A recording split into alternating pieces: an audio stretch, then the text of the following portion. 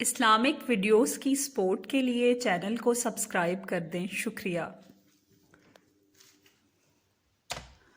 عالمگیر رحم اللہ علیہ ایک رات آرام فرما رہے تھے کہ کسی فریادی نے شاہی محل میں لگائی زنجیر کو ہلایا۔ یہ زنجیر اس مقصد کے لیے لٹکائی گئی تھی تاکہ جو فریادی شہنشاہ کے حضور فریاد لے کر آنا چاہے وہ زنجیر ہلا دے، تاکہ شہنشاہ کو پتہ چل جائے کہ کوئی فریادی فریاد لے کر آیا ہے۔ زنجیر ہلی تو عالمگیر فوراً قلعہ کے دروازے پہ تشریف لے آئے اور حکم دیا کہ فریادی کو حاضر کیا جائے۔ تھوڑی دیر کے بعد ایک ضعیفہ کو حاضر کیا گیا۔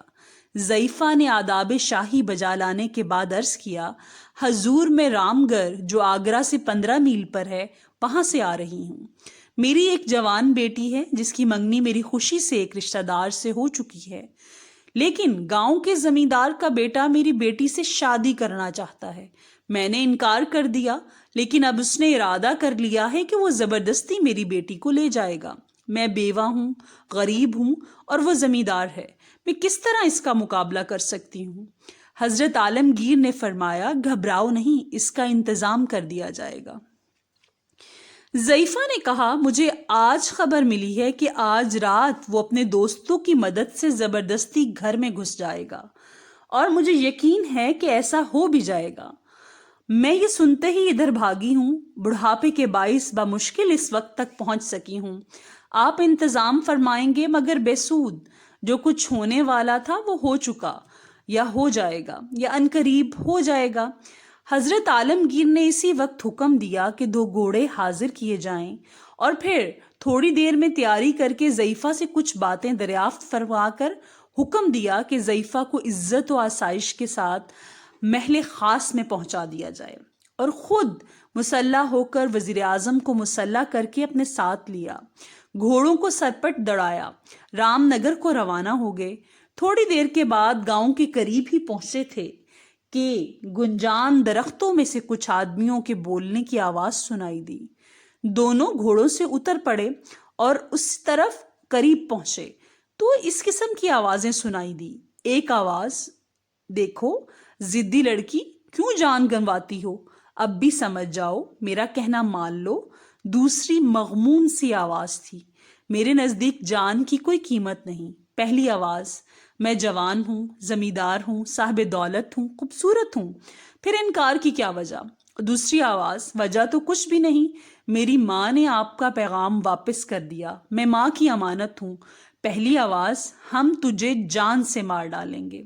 دوسری آواز، جو مرضی کرو۔ پھر پہلی آواز آئی، باوا سنگھ اور مور سنگھ وغیرہ پہنچو۔ اس آواز کے سنتے ہی بہت سے نوجوان ادھر ادھر سے نکل آئے اور یہ حکم پا کر اسے مارو، اس لڑکی پر حملہ کر دیا، اور قریب تھا کہ اس لڑکی کو ختم کر دیں۔ شہنشاہ عالمگیر اپنی تلوار سونت کر وہاں جا پہنچے اور بادل کی طرح گرج کے فرمایا، خبردار! اور پھر بادشاہ اور وزیر دونوں نے ان بدماشوں پر حملہ کر دیا۔ زمیندار کے بدماشوں نے شہنشاہ کو اس لڑکی کا ہونے والا منگیتر سمجھا اور دل کھول کر مقابلہ کیا۔ بدماشوں کی لاٹھیوں کی بوچھاڑ نے شہنشاہ اور وزیر کو زخمی کر دیا، لیکن اصفہانی تلواروں کی کاٹ نے آخر کئی ایک کو موت کے گھاٹ اتار دیا۔ کتنوں ہی کے ہاتھ پاؤں کٹ گئے، باقی ماندہ بھاگ گئے۔ زخموں میں چور شہنشاہ نے اس لڑکی کو، جو اس منظر کو دیکھ کر بے ہوش ہو چکی تھی، گھوڑے کی پیٹھ پر ڈالا اور پیچھے آپ بیٹھ کر واپس روانہ ہوئے۔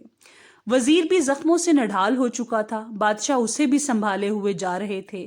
گھڑیال نے ابھی 2 ہی بجائے تھے کہ شہنشاہ آگرہ کے قلعہ میں داخل ہوئے اور لڑکی کو اس کی ماں کے سپرد کیا۔ اسی وقت جراحوں کو طلب فرمایا اور انہیں حکم دیا کہ وزیر کے مرہم پٹی کی جائے، اور فرمایا کہ ہمیں مرہم پٹی کی ضرورت نہیں، زخم آپ ہی اچھے ہو جائیں گے۔ صبح اٹھ کر شہنشاہ نے کوتوال کو حکم دیا اور دوپہر تک رام نگر کے زخمی اور مفرور تمام آدمی، جن میں وہ زمیندار بھی شامل تھا، حاضر کر دیے گئے۔ شہنشاہ نے حکم دیا کہ ہماری اور وزیر کی طرف سے کوئی استغاثہ ان کی ذات پر نہیں، ہم نے اپنا جرم معاف کر دیا۔ ہاں، اس مظلوم بڑھیا اور اس کی لڑکی پر جو ظلم ہوا، اس کی حسب قانون سزا دی جائے۔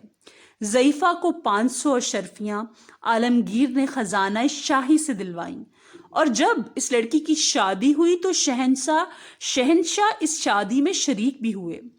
حضرت عالمگیر رحمہ اللہ بڑے ہی خدا ترس، عادل اور غریبوں کی ہمدردی رکھنے والے شہنشاہ تھے۔ آپ بلا امتیاز صاحب مذہب و ملت مظلوموں کی حمایت فرمایا کرتے اور رعایا کی خبرگیری کے لیے اپنی نیند تک قربان کر دینے والے تھے۔ بڑے ہی جوانمرد اور بہادر تھے۔ اسلامک ویڈیوز کی سپورٹ کے لیے چینل کو سبسکرائب کر دیں۔ شکریہ۔